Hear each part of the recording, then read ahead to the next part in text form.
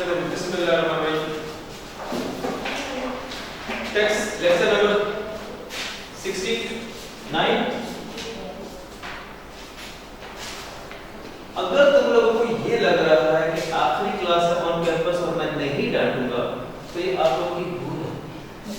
तो साथ में जो मौन व्रत रखा हुआ है उसको तोड़िए और बोलने का जो है क्या कहते हैं प्रयास करें, क्या करें जो भी इनिशिएट करें। ठीक है, रेडी? यस। एनर्जेटिक, मजा आएगा। सवाल करेंगे, डायरेक्ट सवाल पे पढ़ते हैं।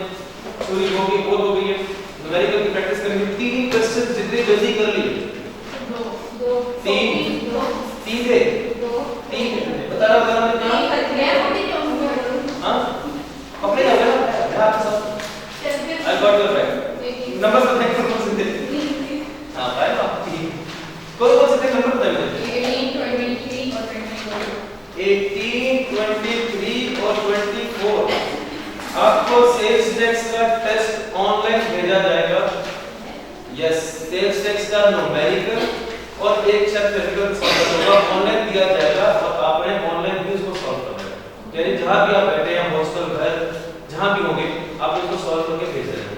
वापस ग्रुप में पीडीएफ बना के भेज दीजिए। या अगर शर्म आती है तो मुझे पर्सनली भेजना तो मसला है, लेकिन करना लाजमी है। आप लोग अपने मान 18 है जागीर अली, ये मैंने कहा था होमवर्क था। 18 नेक्स्ट 23 है ताहा एंड शान के नाम से। Sorry 23 MH associate. हां ये मुझे सवाल है। चलिए सीक्वेंस से चलते हैं। आज जी क्वेश्चन नंबर 18 पर अल्लाह के नाम पे एक नोट्स दे दे ओवर करें। क्वेश्चन 18 जहांगीर अली, और पेन आपके हाथ में।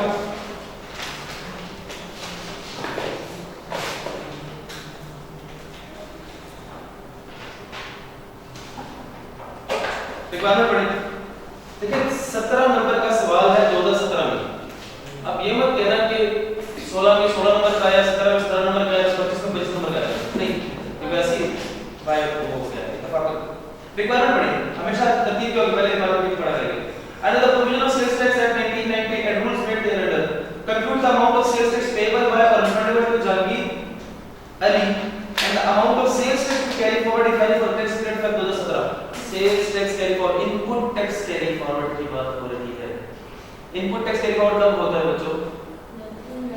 जब एक्चुअल कम हो, इनपुट ज्यादा हो।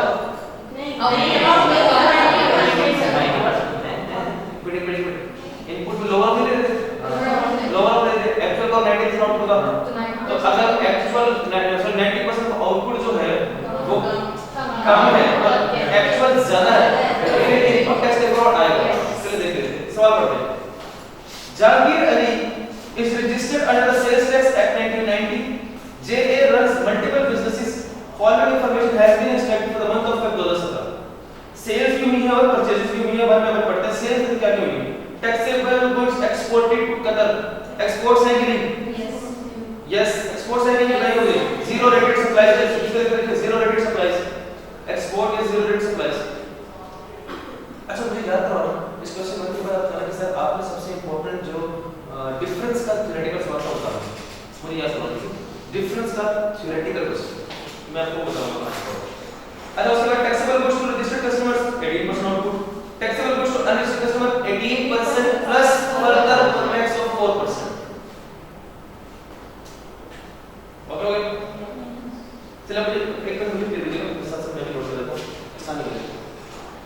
जी टैक्सेबल गुड्स एक्सपोर्ट के साथ लिख दिया जीरो रेटेड, रैटिकल बोलते हैं।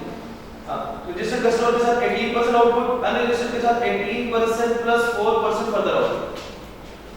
परचेज देखते हैं, परचेज में क्या होगा, सेल्स में क्या होगा, आउटपुट, परचेज में क्या होगा, इनपुट। लिखते थे साथ साथ इनपुट। आउटपुट का मतलब क्या होता है, रिकवर्ड। इनपुट का मतलब क्या होता है, पे।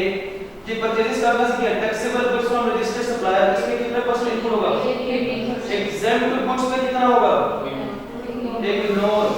और टैक्सेबल गुड्स फ्रॉम अनरजिस्टर्ड इसको काट दो। इसको पेपर भी आपने ऐसे काटना है, एक बार वो काट। चलिए Following further information is available. Point note पढ़ें. Taxable goods supplied का मतलब क्या है? Sale. सर्कल कर ली. Sale की है. Taxable goods supplied to registered customers includes goods amounting rupees 3 lakh supplied to an associated company at a special discount of 25%. Associated company यानी कि जानने वाली थी और उसको हमने सेल्स की है और सेल्स करते वक्त हमने कुछ स्पेशल डिस्काउंट दिया है 25%. मेरा पहला सवाल, क्या ये 3 लाख 25% डिस्काउंट देने से पहले था या उसके बाद है? उसके बाद है. तो 3 लाख का डिस्काउंट हमने ऐड किया होगा माइनस किया होगा? माइनस किया होगा. ये जो 3 लाख की अमाउंट है ये कितने परसेंट अमाउंट है? 75% एक्सीलेंट. तो 3 लाख को 75 और पहले को 100 पे लेके जाना है. तो 3 लाख डिवाइडेड बाय 75 मल्टीप्लाई क्या करेगा?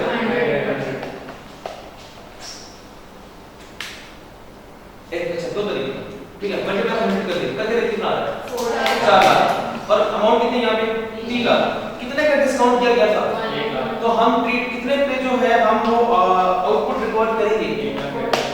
पूरे 4 लाख या 3 लाख का आउटपुट रिकॉर्ड हो गया होगा 1 लाख पे.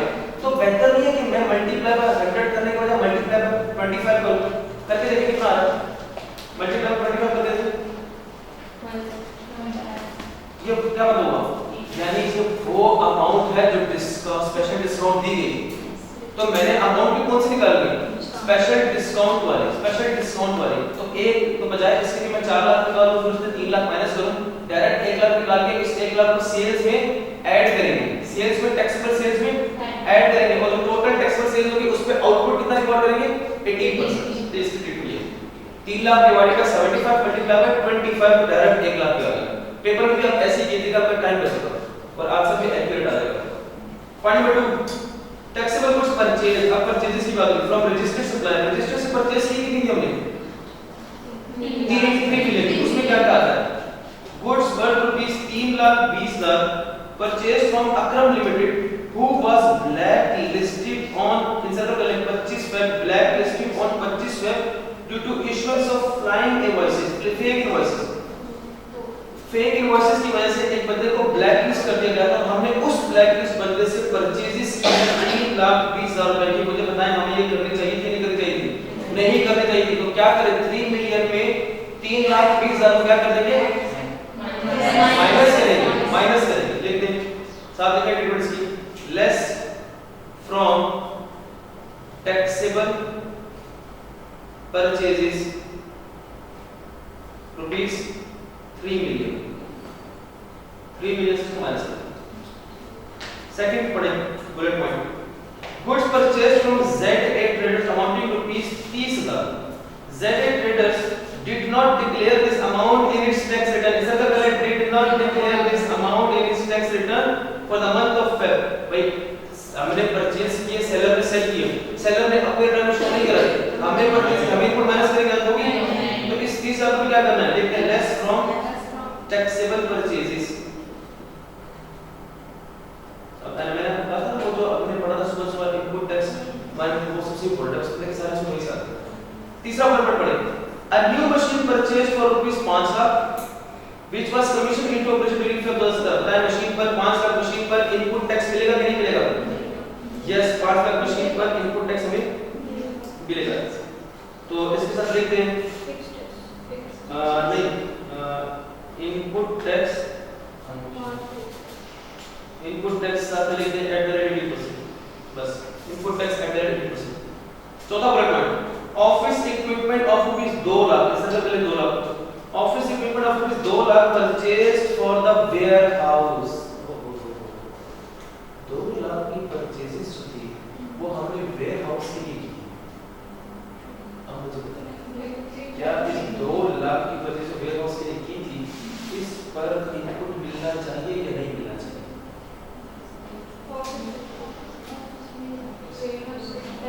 Office equipment 2 lakh purchase for the warehouse. मुझे बताएं क्या बेचने के लिए खरीदी है या यूज करने के लिए? क्या पता लग रहा है इसका? पता क्या लग रहा है? यूज करने के लिए. क्या इसमें होना चाहिए? नहीं हो. लिख दे साथ इनपुट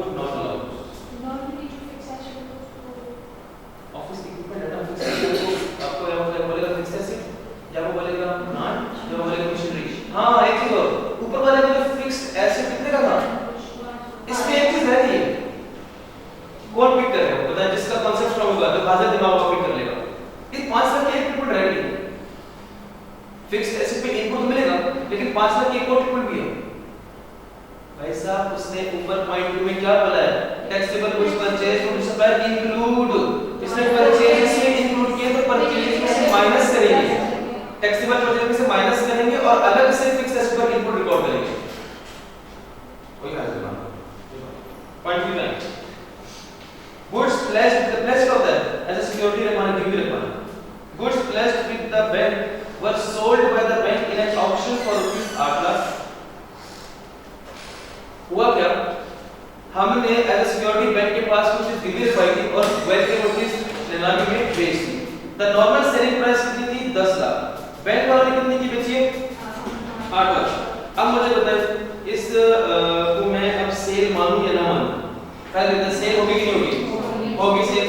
अब बात ये है कि क्या जितने की सेल की वो रिकॉर्ड करूं या open market price? Open market price कितनी है? तो 10 लाख से लेके open market price, open market price ये इसकी क्या है? VOS है, वैल्यू सप्लाई 8 लाख का है, 8 लाख का। याद है VOS क्या था? Value supply table.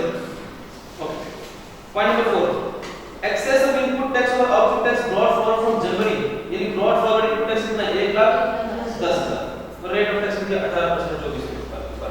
चलिए शुरू करते हैं। आसान है? 17 नंबर फर्स्ट पॉइंट में कहता है टैक्सेबल गुड्स सप्लाइड, यानी सेल की बात कर रहा है। टैक्सेबल सेल्स कितनी है? तो जिस कस्टमर की 7,50,000, कहते हैं 7,50,000 की सेल्स थी, उसमें से goods amounting rupees 3 lakh supplied to an associated company at a special discount of 25%।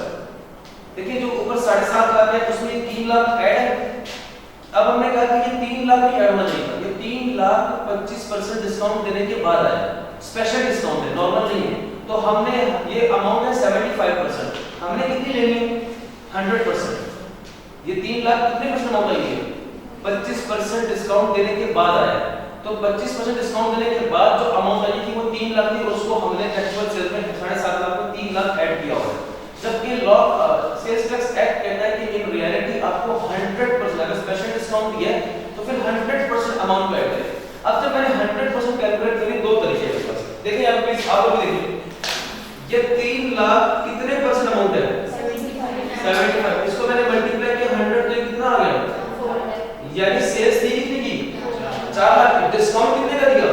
1 lakh, और हमने कितने पे रिकॉर्ड किया? 3 लाख। क्या ये 3 लाख ऑलरेडी टैक्सेबल सेल्स में इंक्लूड है? यस। अगर मैं 4 लाख को इंक्लूड करना चाहूंगा तो पहले मैं 3 लाख को माइनस करूंगा और 4 लाख को ऐड करूंगा, तो अल्टीमेटली कितना बढ़ रहा है? 1 लाख से। तो मैंने क्या कहा कि आप ऐसा करें, आप वो अमाउंट निकालें जो डिस्काउंट कितना दिया गया था, तो मल्टीप्लाई बाय 25 करें, 1 लाख आया। यानी 3 लाख हमने उससे लिए हैं, 1 लाख का डिस्काउंट दिया, 4 लाख का चीज 3 लाख की दिए। अब टैक्सेबल सेल्स में ये 3 लाख ऑलरेडी इंक्लूड है, कितना इंक्लूड नहीं है? तो 1 लाख का ऐड कर। तो दो तरीके, अगर 4 लाख ऐड करने हैं ना तो पहले 3 लाख को माइनस करें, फिर 4 लाख ऐड करें, नेट इफेक्ट कितना है? 1 लाख। अगर 3 लाख को माइनस नहीं करना, 3 लाख को रहने दें, 1 लाख मजीद ऐड कर दें तो भी 4 लाख।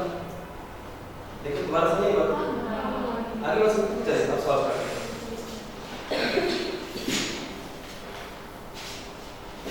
इसमें हमारे चलिए क्वेश्चन नंबर 18 नाम क्या है जनाब? मुझसे पहले आपने पैटर्न बना लेना, मेरे मान से वर्किंग के साथ, तीनों वर्किंग्स के साथ complete pattern. Output tax less input tax,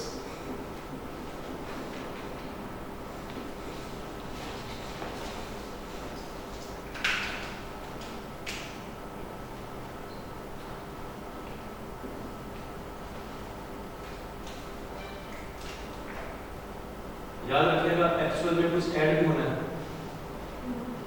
brought forward, इसको कंपेयर करना है 90% of output.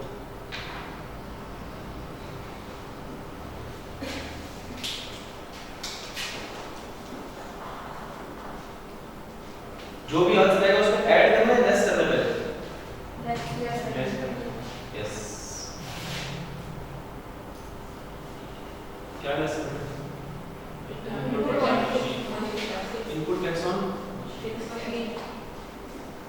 Machine.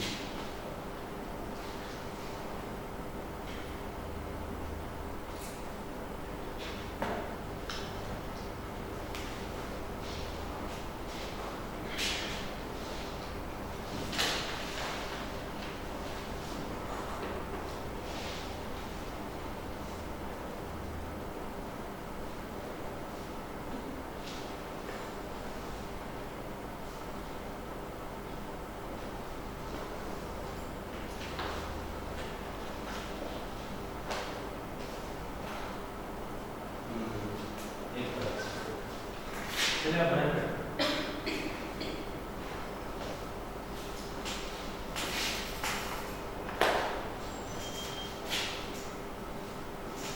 Ji working work का नाम क्या होगा? Calculation of taxable sales.